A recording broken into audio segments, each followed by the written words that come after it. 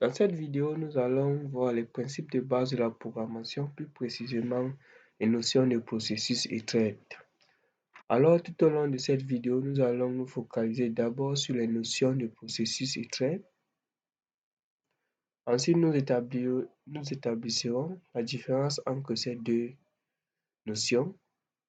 Enfin, nous allons donner la similitude entre un processus et un thread.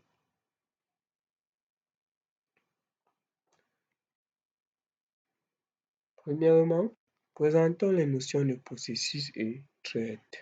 D'une part, un processus est un programme en cours d'exécution par un système d'exploitation. Les états d'un processus. Les états d'un processus peuvent être entre autres l'initialisation lorsqu'un processus vient d'être créé, peut être à l'état prêt, élu, endormi, terminé. Notons bien que à double sens des flèches entre certains états signifie qu'on peut passer d'un état à un autre et inversement.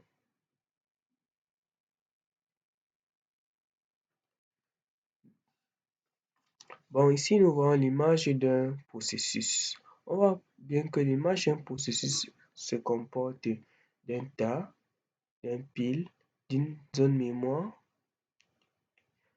d'une pile autant pour moi et d'une zone mémoire comportant les données. On voit bien qu'il y a les données non initialisées, les données initialisées et dans la pile, nous avons les variables locales des fonctions et la gestion des appels et retours des fonctions. D'autre part, un CRUD est une séquence d'un programme qui effectue certaines tâches et s'exécute dans un processus. Nous avons deux types de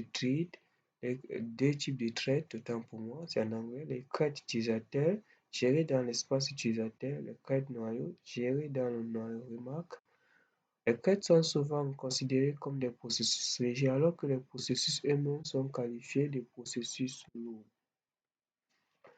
Que pouvons-nous donc dire de la différence entre un processus et un thread? Les processus sont complètement isolés les uns des autres car ayant chacun leur contexte. Qu'est-ce que ça veut dire? Nous voyons bien qu'ici il y a deux processus. Chaque processus possède sa section de code, ses données, ses ressources, son tas, son registre API et donc la même chose. Donc ils sont isolés. Tandis que nous voyons ici les threads qui se partagent certains contextes, sauf la pile et le registre. Ici, nous voyons bien que les threads d'un processus se partagent section de code, section de données, les ressources et les tas. Mais la pile, chacun a sa propre zone pour stocker les variables locales des fonctions qui est la pile. Bon, enfin, nous voyons les similitudes entre processus et thread. Tous deux représentent l'exécution d'un ensemble d'instructions du langage machine d'un processeur, la notion de fil par exemple. Nous avons ici un processus sans thread. Ici, nous avons un processus avec deux threads ou bien multi-threadé. Donc, ici, ça représente la fin de notre vidéo. Alors, je vous remercie.